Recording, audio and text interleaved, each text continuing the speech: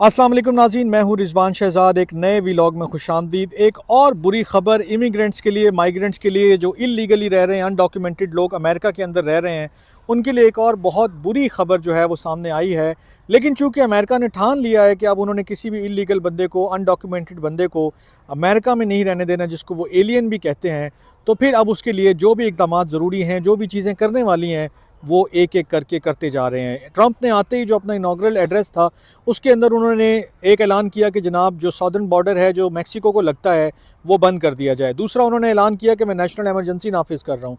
तीसरा, उन्होंने ऐलान किया था कि मैं वहाँ पर फ़ौज तैनात कर रहा हूँ। चौथा, उन्होंने ऐलान किया था कि जनाब जितने भी लोग कोई भी इलीगल जो ट्रैफिकिंग में मुलविस हैं या जो इस तरह की किसी भी ड्रग ट्रैफिकिंग में मुलविस हैं, उनको मैं जो फॉरेन टेररिस्ट जो ऑर्गेनाइजेशन की लिस्ट है उसके अंदर शामिल कर रहा हूँ। बेशुमार उन्होंने चीज़ें जो हैं वो कही थी, और उसके बाद जो है वो अभी तक मामलात उसी तरह आगे बढ़ते नज़र आ रहे हैं। अब जो ख़बर आई है जिसका मैं ज़िक्र करना चाह रहा हूँ आपसे इस वीलॉग में, वो ये है कि अमेरिका ने एक नया बिल पास कर दिया है। कुछ दिन पहले एक बिल पास हुआ था जब ट्रंप मौजूद नहीं थे, बाइडन की एडमिनिस्ट्रेशन थी, आखिरी दिन चल रहे थे उनकी एडमिनिस्ट्रेशन के।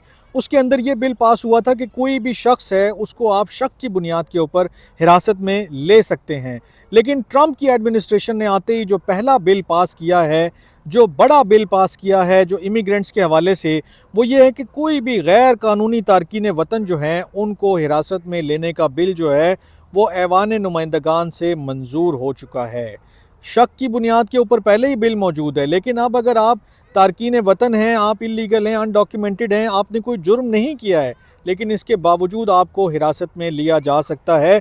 इसके अंदर जो तफसीलात सामने आ रही हैं वो मैं आपके साथ शेयर कर देता हूँ कि अमेरिका के ऐवान नुमाइंदगान के 263 अरकान ने गैर कानूनी तारकीन वतन को हिरासत में लेने के बिल के हक़ में वोट दिया है।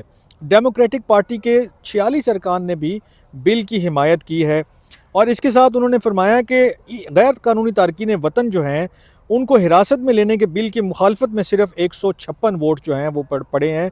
और सेनेट से बिल की मंजूरी की सूरत में सदर डोनाल्ड ट्रंप जो है वो दूसरी मुद्दत सदारत के दौरान होने वाली ये पहली कानून साजी है, यानी कि जो मैंने पहले आपसे जिक्र किया कि उनके इक़्तिदार में आने के बाद दूसरी मरतबा वो इक़्तिदार के ऐवान में आए हैं, और तमाम जो है वो मुश्किलात से और हर किस्म की वो इस्टेब्लिशमेंट से भी लड़ाइयाँ कर के यहाँ तक पहुँच गए हैं, और अब आते ही उन्होंने ये बिल पास कर दिया है।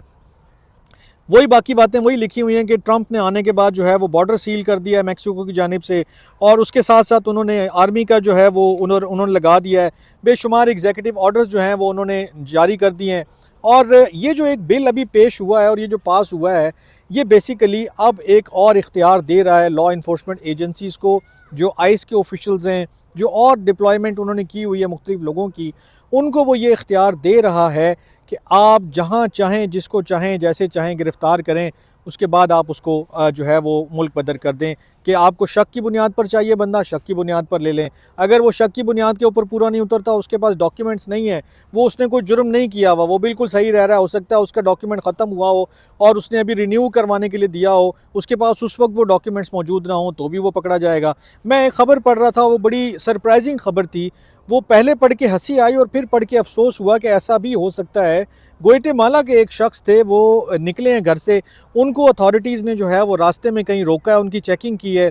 पता चला कि जनाब इनके पास कोई कागज़ नहीं है, कोई इनके पास ऐसा प्रूफ नहीं है कि ये अपनी आइडेंटिटी भी साबित कर सकें और इसके साथ साथ ये साबित कर सकें कि ये अमेरिका में लीगली रह रहे हैं।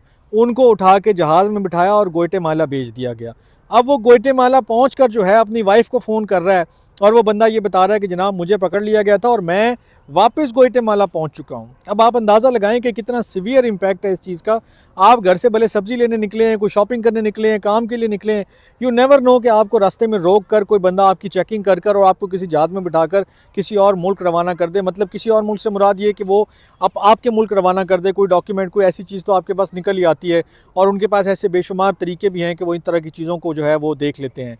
तो ट्रंप एडमिनिस्ट्रेशन पूरे ज़ोर और शोर के साथ जो है वो पीछे लग चुकी है, जो है उसकी अपनी जो कैंपेन है उसको चलाने के लिए। मास डिपोर्टेशन जो है वो बड़े पैमाने पर शुरू हो चुकी है। अमेरिका के कुछ शहरों में मुजाहरे भी हुए हैं। लॉस एंजलिस में मैं देख रहा था, मुजाहरा भी हुआ है कि इनके हक़ में फिर एक सजेशंस भी मुख्तलिफ जगहों से आ रही हैं। न्यूयॉर्क टाइम्स ने भी इससे पहले एक सजेशन दी थी कि आप इनको बाहर ना निकालें, क्योंकि आपको लेबर फोर्स चाहिए, आपको वर्क फोर्स चाहिए। आप इन्हीं लोगों को एक टाइम के लिए जो है वो जगह दे दें, एक टाइम के लिए उनको लीगल कवर दे दें। लेकिन मेरा ख्याल है ऐसा कोई प्लान अभी तक ट्रंप के जहन में नहीं आया, ना ही वो इस तरफ कोई इंक्लाइन नज़र आते हैं।